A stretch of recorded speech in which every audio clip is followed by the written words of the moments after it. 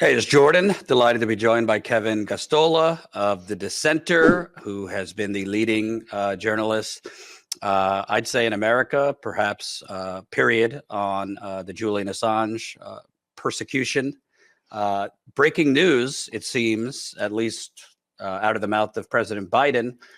He was asked if there's any consideration right now as far as Australia's request that he end the extradition request of Julian Assange to America. And he said, we're considering it. That's according to CNN's Caitlin Collins. I don't know if that's on video, but I just saw the tweet short while ago. That's the first time I've heard Biden or his press secretary say anything other than we have nothing more to say on that.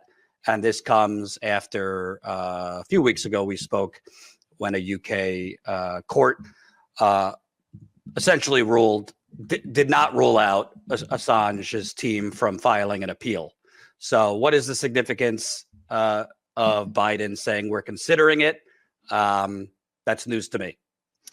Yeah, I think you might recall that a little bit ago we had news from the Mexico president, Obrador, or AMLO, and he had said that he had a private conversation with Biden about dropping the charges against Julian Assange.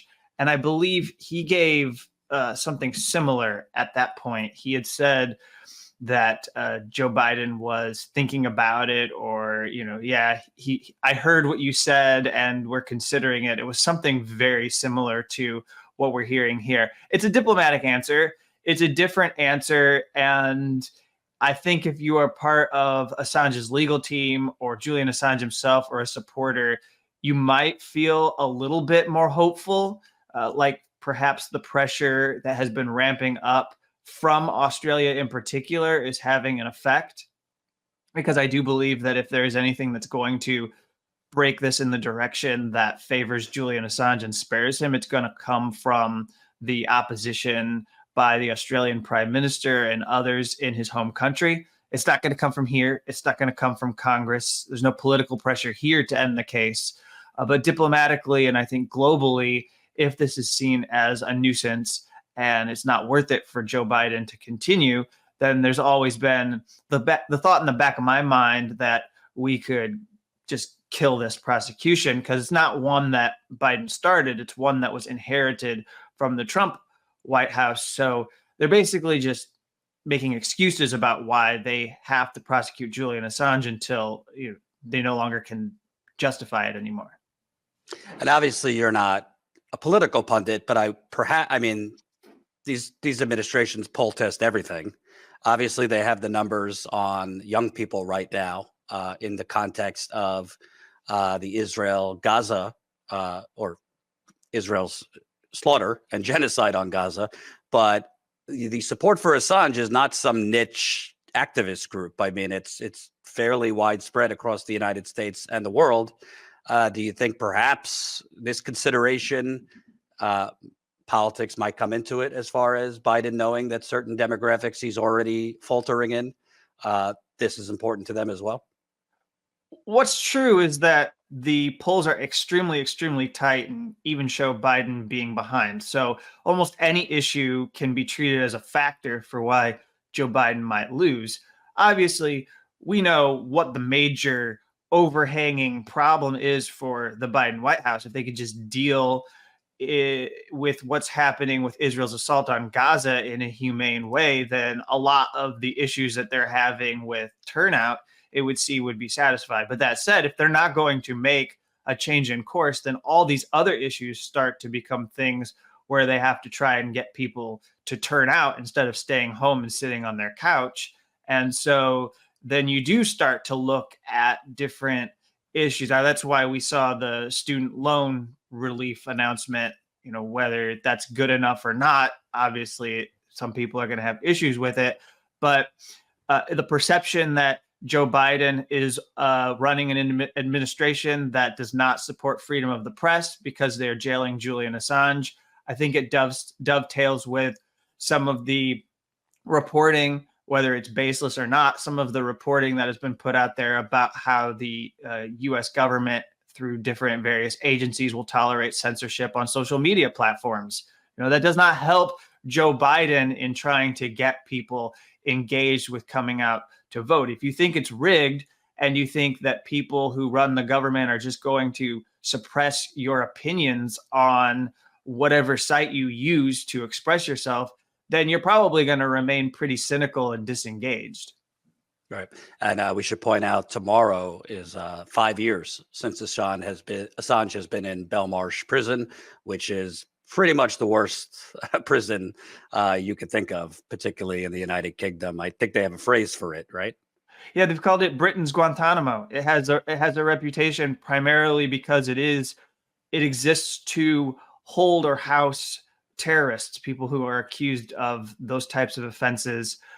So I think some of them have even been former Al-Qaeda that have been, or people accused of being affiliated with Al-Qaeda. And so, and the thing has always been that Julian Assange has been treated worse in some respects to these people. I mean, there are people there who have gone through their cases, they've been processed, and then they've been released. Meanwhile, Julian Assange sits in this limbo and has been there for 5 years. But it's also important to point out on this anniversary that we're marking on April 11th, that Julian Assange has been in some form of arbitrary detention since the end of 2010. And so Absolutely. People need to be mindful that this 5 years is part of a nearly 15-year timeline that we are still stuck in, and why people are waiting and they're not really holding their breath, but they're anxious about anything that the administration might say, whether it contains some kind of clues to Julian Assange's freedom. Absolutely. I want to play this clip. You mentioned this to me earlier.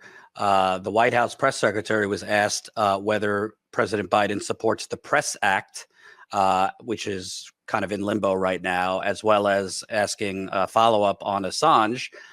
They did not answer either, really. Let's play that clip. I'd like to ask you about press freedom and then about a significant White House personnel matter. About press freedom, our government appears to be closer to potentially extraditing Julian Assange. Press freedom groups say that the case threatens to criminalize our profession. So I'm wondering what the White House's thinking is regarding that matter and the potential threat to press freedom. Does the White House have a stance on the pending federal press shield legislation that passed the House and that Senator Schumer told me he hopes reaches President Biden's desk this year? You're talking about the Press Act more specifically. Look, and I've said this many times. I said this last week, where journalism is not a crime. We've been very clear about that. And as it relates to this particular legislation, I haven't reviewed it, would have to talk to our Office of Leg Affairs on that particular legislation. But I do want to say back in October of 2022, the Justice Department codified a policy to ban subpoenas of journalist records.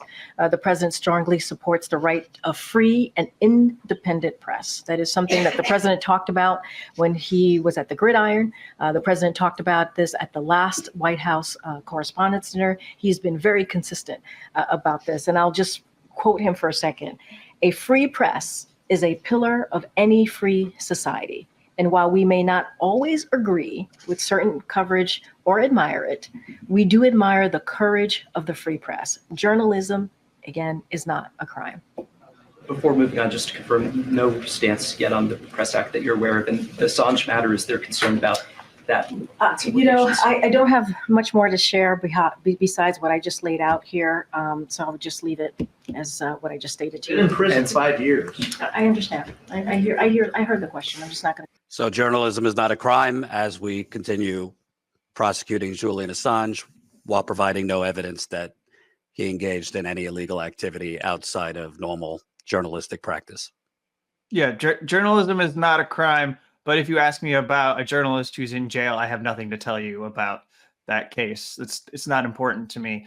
And then also, while it's not really a part of why we're talking today, it is just worth noting that this federal shield law that is being considered in Congress, what is being said there, which was remarkable to me, is that the White House does not have any comment on a piece of legislation that the Democratic majority leader in the Senate has said he would like to pass and get to Biden's desk and sign. So politically, again, not like in terms of whether the legislation is good or bad, but politically, are you going to adopt this bill and veto it? Or I mean, are you going to adopt it or are you going to veto it?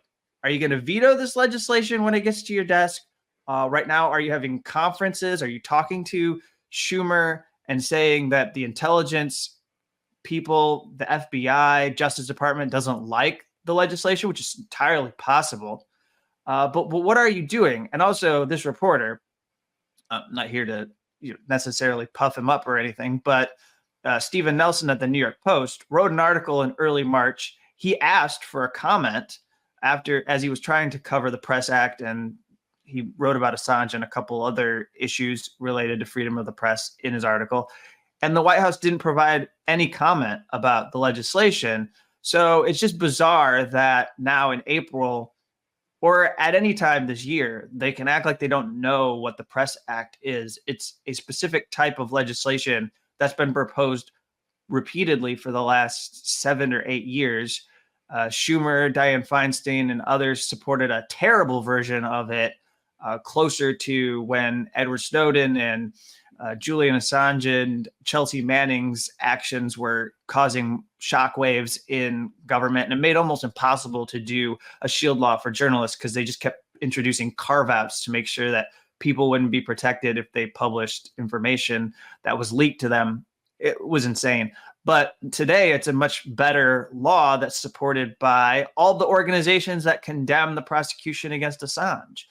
So it's incredible to me that they act like they don't know. But again, I think the basic point to be made here is that it is shameful that as we're not very far from the annual date where they go around, the State Department does, saying platitude after platitude about freedom of the press on World Press Freedom Day. And everyone can see on this date in May that they aren't supporting freedom of the press. And they're not because of Julian Assange. They're not because Israel is going to ban Al Jazeera from its airwaves and any use of their infrastructure in the Israeli country. And then it's because they only care about freedom of the press if it doesn't get in the way of their agenda.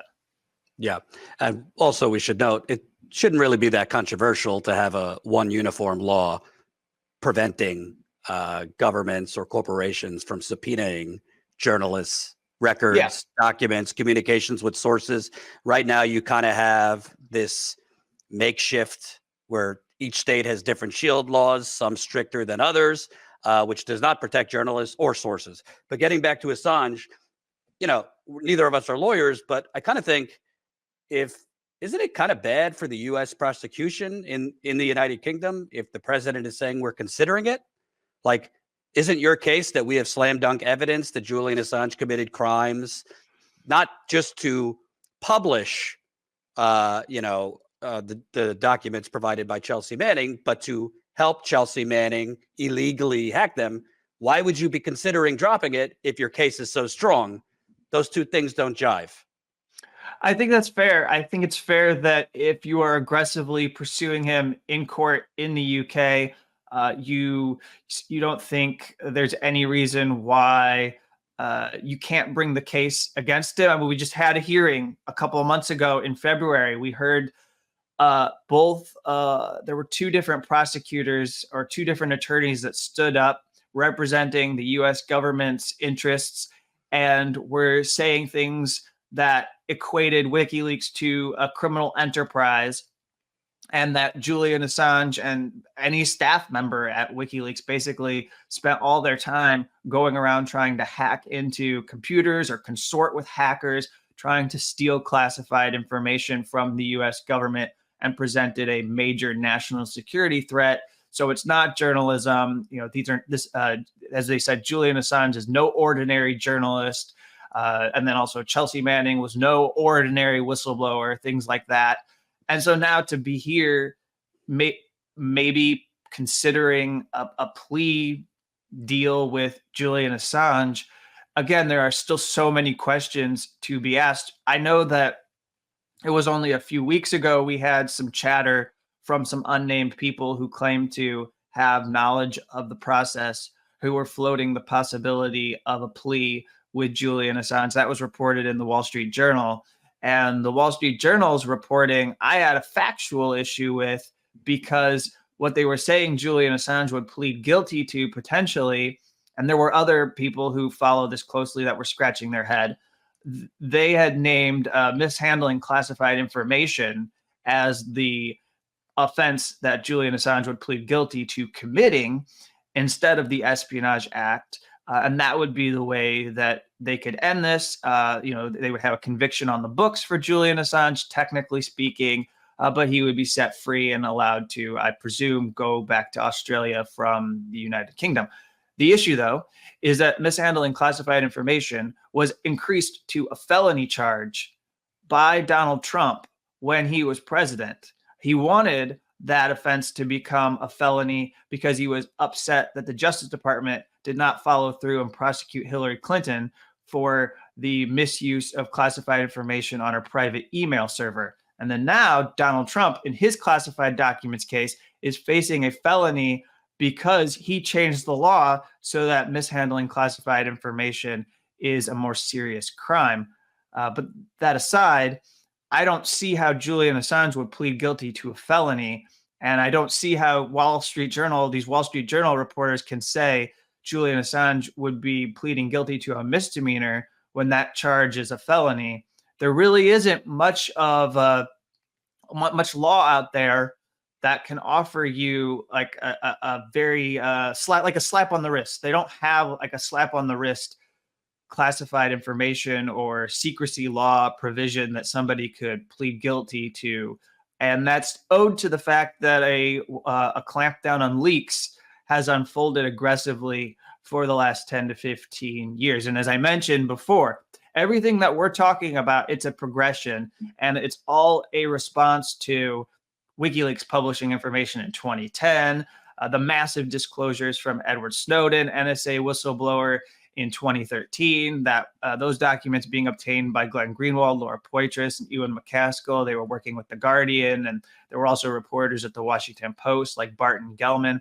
A response to all of these files circulating escalated an insider threat program, but also transformed the infrastructure of the U.S. government and the posture of the U.S. Justice Department to one that was much more aggressive. And then politically, people were looking for ways to clamp down on leaks. There were anti-leaks provisions that were considered by Dianne Feinstein and other hawks in the Senate.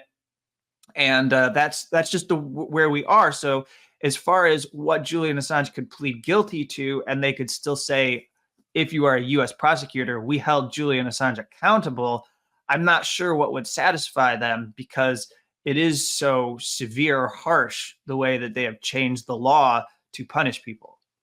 Absolutely. Thank you for doing this quickly. Again, first time we hear it from Biden that they are considering dropping this, which definitely will embolden, fortunately, all the different groups that support Julian Assange and have been out there for years, as the media has mostly ignored this ongoing persecution. Where can people find your work on this and more? Yeah, if you go to thedissenter.org, thedissenter.org, you can find updates on Julian Assange and whistleblowing and other press freedom cases. Thanks, Ben.